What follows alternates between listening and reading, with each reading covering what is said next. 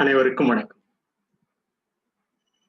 இன்று நாம் ஆண் என்ற சொல்லினை பார்ப்போம்.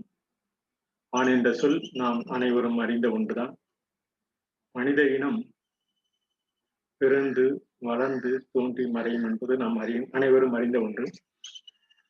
ஆண் என்றாலும் சரி, பெண் என்றாலும் சரி, இருவரும் விண்ணில் தோன்றி மண்ணில் மறைவோம் என்போம்.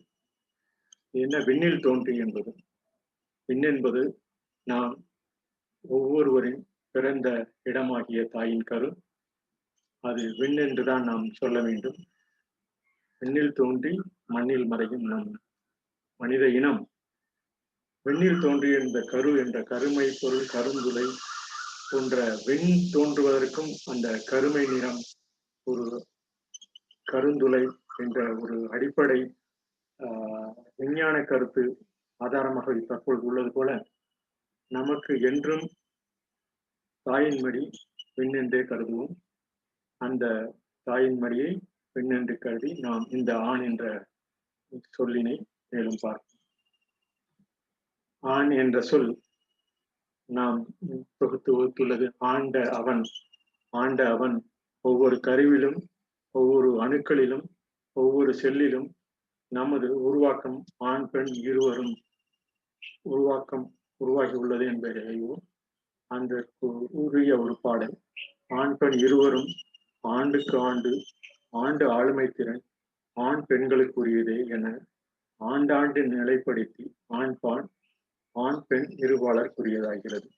ஆண் பெண் என்ற இருபாலர்களுக்கும் பொதுவான தன்மை ஆளுமை திறன் உள்ளது என்பதை அறிவோம். ஒரு சில வேறுபாடுகளை மட்டும்தான் உள்ளது என்பதை நாம் அறிய வேண்டும். இந்த ஒரு சில வேறுபாடுகள் அந்த காலத்திலேயே தொல்காப்பியத்தில் நமது தொல்காப்பியர் வகுத்துள்ளார்.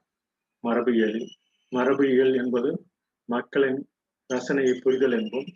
மக்களின் ரசனை ஆண் பால் எல்லாம் ஆண் என்ற எனக்கு உரியது, பெண் பால் எல்லாம் அதற்போல் அந்த பாடல் வரும். ஆண் பால் உயிரெல்லாம் ஆண் என்னும் பெயர் பெறும். ஆண் பால் என்பது நாம் இன்று நமது மனித இன உணர்ச்சிக்கும் சொல்வோம், பால்வெளி மண்டலத்திற்கும் சொல்வோம். இதனுடைய ஒற்றுமையை நாம் இரண்டும் தொகுத்து பார்த்தோம்னா இந்த கருவெளியிலிருந்து பால்வெளி மண்டலத்தில் எப்படி வருகிறோமோ அதே போல் மனித இனம் உணர்ந்து அறிந்து சொல்கிற இந்த ஆண் பால் பெண் பால் என்பது ஆண் பால் உயிரெல்லாம் ஆண் என்னும் உயிர் பெறும். இந்த உயிரினும் தன்மையை நாம் பெற்றுள்ளதால் இந்த ஆண் பால் எல்லாம் ஆண் என உரிய என்று அந்த தொகுப்பினை தொகுத்துள்ளார் மரபியல்.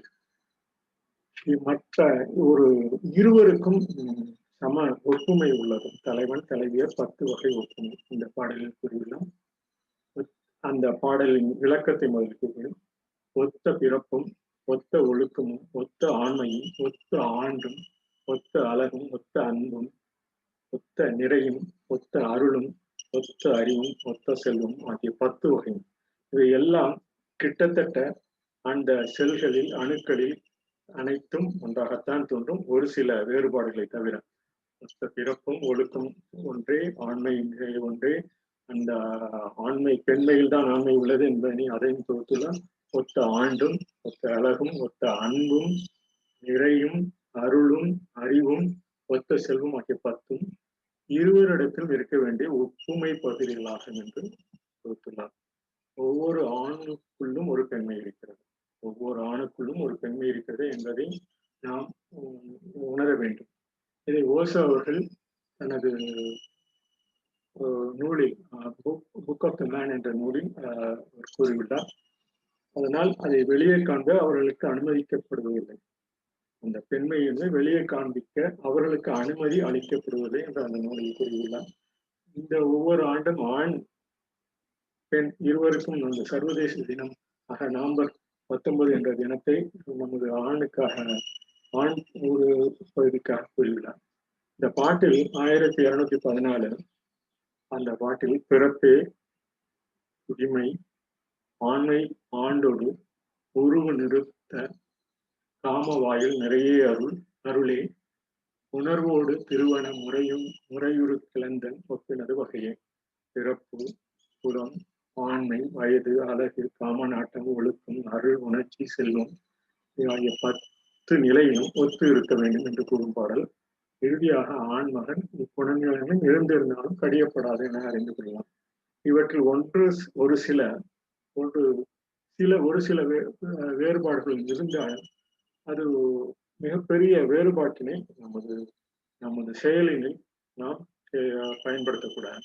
ஆணாக இருந்தாலும் சரி, பெண்ணாக இருந்தாலும் சரி, அந்த பிறப்பு, குலம், ஆண்மை, வயது, அழகு, காமநாட்டம், ஒழுக்கம், அருள், உணர்ச்சி, செல்வம் இவை அனைத்தும் இருவருக்கும் ஒன்றே.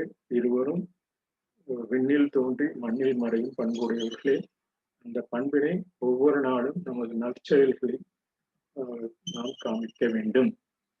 உணர்ச்சிகள் என்பது மனித இயல்பு. இது அன்பும் உணர்ச்சியும் மனித இயல்பின் இரு கண்களை போன்றது. இரண்டும் ஒரு சமதள அளவில் சேர்ந்தால் மிகவும் நல்லது.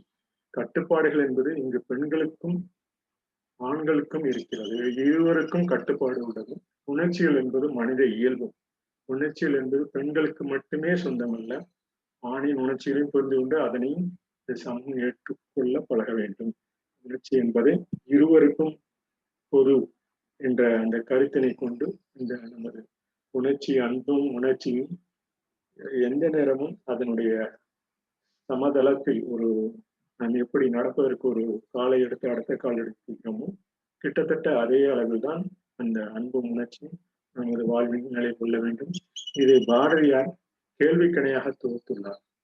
எவ்வாறென்றால், ஆணெல்லாம் கற்பை விட்டு தவறு செய்தால் அப்போது பெண்மையும் கற்பு அழிந்திடாதோ, நாணற்ற வார்த்தை என்றோ, வீட்டை சுட்டால் நலமான கூரையும் தான் எரிந்திராதோ. வீட்டை சுட்டவருடன் நலமான கூரையும் எரிந்திராதோ. எனவே ஆண்களும் அந்த கற்பு நிலையிலே கடைபிடிக்க வேண்டும் என்ற ஆணினத்தை நோக்கி கொடுக்கும் ஒரு கூறிய பொருள் பொதிந்த இந்த கேள்வி கணையாகும். இது இருவருக்கும் பொதுவானது என்ற அந்த கேள்வி கணையினை இந்த பாரதி தனது பாடலில் கூறியுள்ளார். ஆணெல்லாம் கற்பை விட்டு தவறு செய்தால் அப்போது பெண்மையும் கற்பு அழிந்திடாதோ, நாணற்ற வார்த்தை என்றோ, வீட்டை சுட்டால் நலமான கூரையும் தான் எரிந்திடாதோ என்ற அந்த பாடலில் கூறியுள்ளார். உலகிலேயே கணக்கெடுப்பில் உலகிலேயே அதிகமாக பெண் பேசுபவர்கள் நீங்கள் தான். அந்த கணக்கெடுப்பை ஒரு காலத்தில் எடுத்துள்ளார்கள். ஆண்கள் இடது மொழியை முக்கியமாக பயன்படுத்துகிறார்கள். இந்த இடது மொழி சிறு சாந்தமாக பேச்சு திறன் அற்றது என்று வல்லுநர்கள் கூறுகிறார்கள். பெண்களின் இடது மொழியும் முன்புறத்திலும் வலது மொழியின் குறிப்பிட்ட சிறிய இடத்திலும் பேச்சு திறன்கள் பெண்களுக்கு மையமாக உள்ளது என்பதை அந்த கணக்கெடுப்பில் அந்த வல்லுநர்கள் கூறுகிறார்கள். அப்போது எடுக்கப்பட்ட கணக்கெடுப்பில் பேசுபவர்கள் பெண்கள். அவர்கள் ஒரு நாளைக்கு 6000 - 8000 வார்த்தைகள் வரை பேசுகிறார்கள் என்று அந்த கணக்குடு அந்த நேரத்தில் அவர்கள் ஒரு கணக்கெடுப்பு எடுத்துக் கொள்வதில் மேலும் 2-3 ஆயிரம் சட்டங்களையும் 8 - 10,000 உடல் மொழிகள், அதாவது முகபாவங்கள், தலையசைவு, சைகைகள் போன்றவற்றை பயன்படுத்தி தகவல் தொடர்பு கொள்கிறார்கள் பெண்கள் ஆண்களை விட அதிகமாக இது போன்ற சைகை, உடல் மொழிகள், பேசும் திறன் ஆகியவை அவர்களது இயற்கையிலேயே இடது மொழியில் முக்கியமாக அந்த இடது மொழியிலும் அந்த வலது மொழியில் ஒரு குறிப்பிட்ட ஒரு சில இடத்தில் இருப்பதாக வல்லுநர்கள் கூறுகிறார்கள். இதை நாம் அறிந்து கொள்ள வேண்டும்.